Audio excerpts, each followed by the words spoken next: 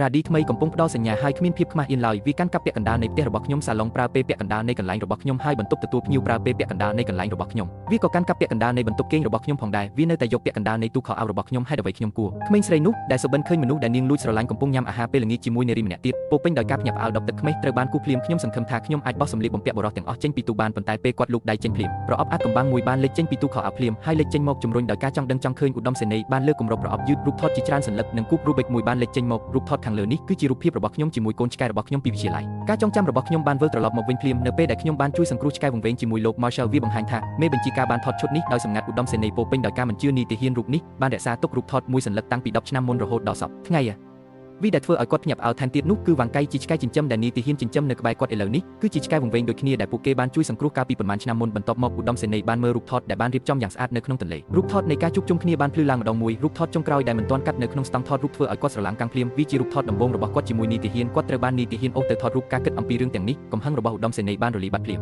ស្នាមញញឹមដ៏រីករាយមួយបានរាលដាលពីពេញមុខរបស់ខ្ញុំដោយមិនដឹងខ្លួនបន្ទាប់មកគាត់បានរកឃើញប្រឡំលោកមួយនៅក្នុងទន្លេដែលមានចំណងជើងថាឧបកណ្ដាលជីវិតនៃភាពផ្អែមល្ហែមពាក់កណ្ដាលជីវិតនៃទុកព្រួយឧត្តមសេនីយ៍ស្រាប់តែនឹកឃើញថាគាត់នឹងមេតបធ្លាប់ឆ្លោះប្រកែកនេះយ៉ាងខ្លាំងអំពីសៀវភៅនេះកាលពួកគេនៅរៀនថ្នាក់មធ្យមសិក្សានៅទីបំផុតគាត់បានហែកសៀវភៅនោះជាពីរដោយមិននឹកស្មានដល់នីតិហ៊ានមិនត្រឹមតែបិទសៀវភៅនោះជាប់គ្នាវិញទេខ្ញុំនៅតែឲ្យតម្លៃវារហូតមកដល់សប្តាហ៍ថ្ងៃនេះអ្វីដែលធ្វើឲ្យគាត់ភ្ញាក់ផ្អើលថែមទៀតនោះគឺថាមានសម្បត្តិមួយនៅក្នុងប្រអប់នោះពេលខ្ញុំវាចេញបង្ហាញសេចក្តីព្រៀងសុនត្រកថានឹងសម្បត្តិស្នេហាពីសម័យខ្ញុំនៅវិទ្យាល័យគាត់មិនអាចជឿថាមេតបបានរក្សាទុករបស់ទាំងនេះទេនៅតែមិនទាន់ជាសេះស្បើយពីការភ្ញាក់ផ្អើលនៅឡើយទេបន្ទាប់មកឧត្តមសេនីយ៍បានរកឃើញសម្បត្តិដូចគ្នាមួយទៀតនៅខាងក្រោមបំផុតនៃប្រអប់នេះជាអត្ថបទដ៏គួរឲ្យសោកស្ដាយមួយដែលត្រូវបានសរសេរដោយមេតបនៅយប់មុនពេលគាត់ទៅសិក្សានៅបរទេសពាក្យសម្ដីទាំងនោះពោពេញទៅដោយការព្រួយបារម្ភនិងការស្ទាក់ស្ទើរក្នុងការចែកផ្លូវជាមួយគាត់ឧត្តមសេនីយ៍ដែលតែងតែលួចលាក់លួចស្រឡាញ់គេទីបំផុតបានដឹងថាមេបញ្ជាការរូបនេះបានស្រឡាញ់គាត់តាំងពីវិទ្យាល័យមកម្ល៉េះភ្លាមនោះគាត់នឹកឃើញពីអ្វីដែលមេតបបាននិយាយកាលពីពេលថ្មីនេះថានោះហៅថាស្នេហាដែលមិនតបស្នងអ្នកដឹងទេនិយាយឲ្យចំទៅវាត្រូវបានគេហៅថាស្នេហាដែលមិនបានតបស្នងនិយាយឲ្យត្រង់ទៅវាជាភាពកំសាកខ្ញុំគ្រាន់តែខ្លាចថាបើខ្ញុំប្រាប់ពួកគេខ្ញុំនឹងមិនអាចនៅជាមិត្តនឹងពួកគេបានទៀតទេរំលឹកឡើងវិញនៅការយកចិត្តទុកដាក់យ៉ាងយកចិត្តទុកដាក់របស់មេបញ្ជាការចំពោះនាងបន្ទាប់ពីការជួបជុំគ្នារបស់ពួកគេវាបង្ហាញថាមេតបតែងតែបង្ហាញពីសេចក្តីស្រឡាញ់របស់គាត់តាមរយៈសកម្មភាពរបស់គាត់ខ្ញុំគ្រាន់តែធ្វេសប្រហែសពេកមិនអាចកត់សម្គាល់បានកាន់សម្បត្តិស្នេហានៅក្នុងដៃខ្ញុំឧត្តមសេនីយ៍មានការរំជួលចិត្តយ៉ាងខ្លាំងចំពោះភាពស្មោះរងរបស់មេតបនាងក៏បានដឹងយ៉ាងច្បាស់ថានាងបានលង់ស្នេហ៍នឹងមនុស្សម្នាក់ទៀតរួចទៅហើយគាត់លែងចង់រងចាំទៀតហើយគាត់បានប្រញាប់ចេញពីផ្ទះភ្លាមដើម្បីរកឃើញមីប៉ុសដែលកំពុងចេញទៅជួបជុំគ្នានៅខាងក្រៅនៅម្ខាងទៀតបន្ទាប់ពីបានបញ្ចប់ការជួបជុំសង្គមរបស់គាត់រួចមេបញ្ជាការរូបនេះក៏មានគម្រោងសារភាពអារម្មណ៍របស់គាត់ជាផ្លូវការទៅកាន់ឧត្តមសេនីយ៍ដែលគាត់បានកោតសរសើរដោយសម្ងាត់អស់រយៈពេលជាច្រើនឆ្នាំក្នុងអំឡុងពេលព្រឹកធ្លាក់លើកដំបូងដ៏រ៉ូមែនទិកនេះគាត់បានចុចទូរស័ព្ទរបស់ឧត្តមសេនីយ៍ម្ដងហើយម្ដងទៀតភ្លាមនោះគាត់បានឃើញឧត្តមសេនីយ៍កំពុងរត់មករកគាត់ពីចម្ងាយមិនឆ្ងាយប៉ុន្មានក្រោមពន្លឺភ្លើងពណ៌ចម្រុះនៅជាន់ក្រោមផ្ទះរបស់ខ្ញុំព្រឹកដំបូងបានធ្លាក់មកក្នុងសភាពអ៊ូអរមនោសញ្ចេតនាត្រូវបានបែងចែកជាជួរពេញលេញត្រជាក់ណាស់រត់ចេញមកធ្វ